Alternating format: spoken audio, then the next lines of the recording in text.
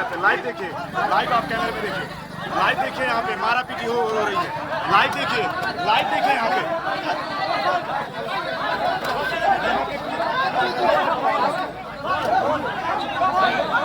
गाजीपुर में एसपी का चला हंटर, पत्थरबाजों पर बड़ी कार्रवाई, 2 अज्ञात पर मुकदमा, सपा नेता और माहौल बिगाड़ने का आरोप। गाजीपुर के करंडा थाना क्षेत्र के कटरिया गांव में 16 वर्षीय युवती की संदिग्ध मौत पूर्ण हो गया और ग्रामीणों व सपा कार्यकर्ताओं के बीच हिंसक झड़प हो गई।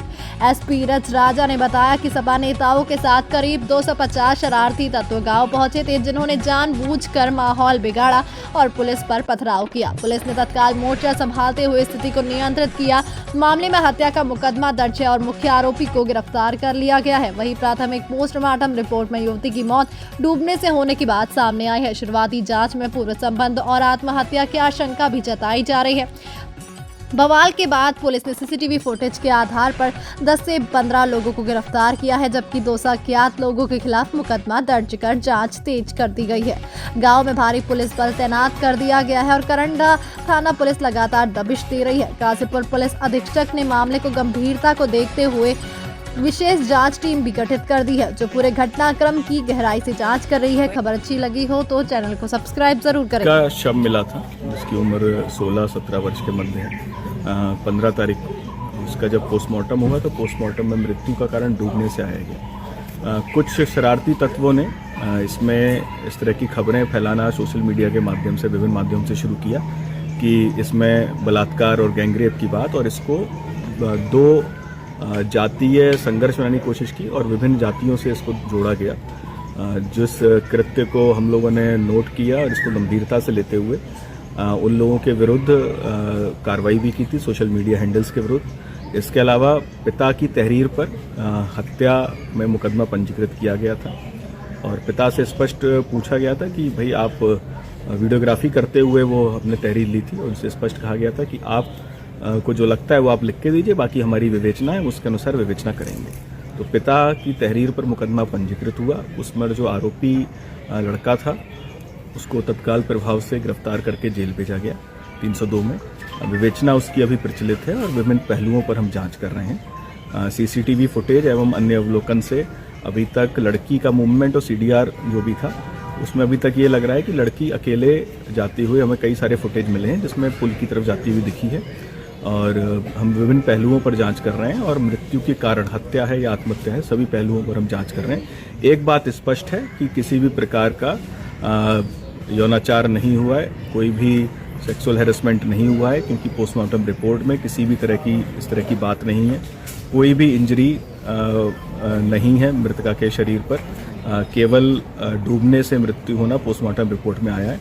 तो इस तरह के भ्रामक तथ्य लगातार प्रसारित किए जा रहे थे कुछ लोगों के द्वारा। उसी के क्रम में समाजवादी पार्टी का एक डेलीगेशन था। डेलीगेशन ने भी अपने पत्रक में इस बात को लिखा कि बलात्कार हुआ है उसका, तो उसके विषय में भी डेलीगेशन को तत्काल अवगत कराया गया था समाजवादी पार्टी के जिलाध्यक्ष जो हैं उनको एवं अन्य जनप्रतिनिधियों को कि ये बात इसमें गलत लिखी है, इसका आप कृपया करके संज्ञान लें और इसको त्रुटि को सही करें। क्योंकि गांव वालों को, ग्रामीणों को इस बात को लेकर आक्रोश था कि उनकी बच्ची का इस तरह से मानमर्दन किया जा रहा है, और जब पुलिस अपनी कार्रवाई कर रही है तो उसमें फिर गलत तथ्य प्रसारित नहीं करने चाहिए किसी भी जिम्मेदार व्यक्ति को। तो इसको लेकर हम लोग समझाया भी था, बात भी की थी। इसके अलावा क्योंकि गांव में थोड़ा रोष था समाजवादी पार्टी के कुछ लोगों के द्वारा जो ट्वीट्स किए गए थे अन्य चीज़ों को लेकर, तो उसको लेकर जो रोष था तो उसको अवगत भी कराया गया था कि अगर हो सके तो डेलीगेशन को आप छोटा रखें और जितने कम लोग हो सकें उसमें जाएं। फिर भी आप लोगों ने जब डेलीगेशन 15 लोगों का बताया तो हमने इतने लोगों की वहाँ पर अनुमति दी, और उसको फैसिलिटेट करने के लिए हमारी 5 थानों का पुलिस बल भी आज सुबह से मौजूद था। लेकिन जानबूझकर माहौल ख़राब करने के उद्देश्य से डेलीगेशन के साथ 250 अन्य लोग भी वहाँ पर मौके पर पहुँचे जो कि शरारती प्रवृत्ति के थे, और उनके द्वारा वहाँ पर डिस्टरबेंस का माहौल क्रिएट किया गया, जिसमें पथराव उनके द्वारा किया गया एवं अन्य कई चीज़ें की गई, मारपीट किया गया, और इसमें हमारे पुलिसकर्मी भी घायल हुए हैं, कई ग्रामीण भी इसमें घायल हुए हैं। तो इस घटना को बहुत गंभीरता से लिया गया है और इसमें जो जो दोषी हैं उनके विरुद्ध हम लोग मुकदमा पंजीकृत कर रहे हैं। अब तक 14-15 लोग हिरासत में लिए जा चुके हैं, उनसे गहनता से पूछताछ की जा रही है। हिरासत में लिए हुए कुछ लोगों के नाम विघनाथ यादव, लाल बाबू यादव, सुभाष यादव, मोहम्मद इरफान, सितांशु गोंड ये हैं। इसके अलावा कुछ अन्य लोग भी हिरासत में हैं। तो अभी हम लोग गहनता से सभी जांच कर रहे हैं। फुटेज हमारे पास बहुत सारे उपलब्ध हैं, फुटेज से भी हम लोग चिन्हित कर रहे हैं, क्योंकि ये जानबूझ के इस तरह का शरारत भरा कृत्य किया गया था।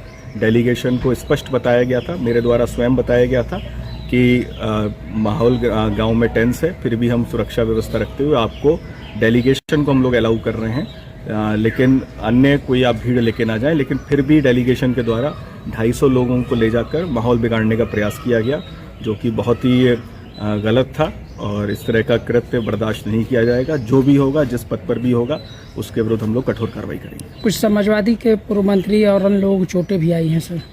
इसको दिखवा रहे हैं क्योंकि दूसरे पक्ष से भी रिटेलिएशन हुआ कुछ चीज़ों का, और जब पथराव वो कर ही रहे हैं तो एक दूसरे के पत्थर भी लग सकता है किसी के। तो उसका भी हम जो मेडिकल रिपोर्ट्स होगी उसका अवलोकन करेंगे, उसको भी हम केस डायरी और अपनी जांच का विषय बनाएंगे। और मैं ये बताना चाहूँगा कि जब इस तरह से हुआ तो कुछ ग्रामीणों ने भी उसमें रोष व्यक्त किया और उनके द्वारा भी पत्थर चलाए गए। लेकिन प्रथम दृष्टया जो अभी तक चीज़ें क्लियर हैं कि समाजवादी पार्टी के कुछ लोगों के द्वारा पहले पत्थर चलाए गए।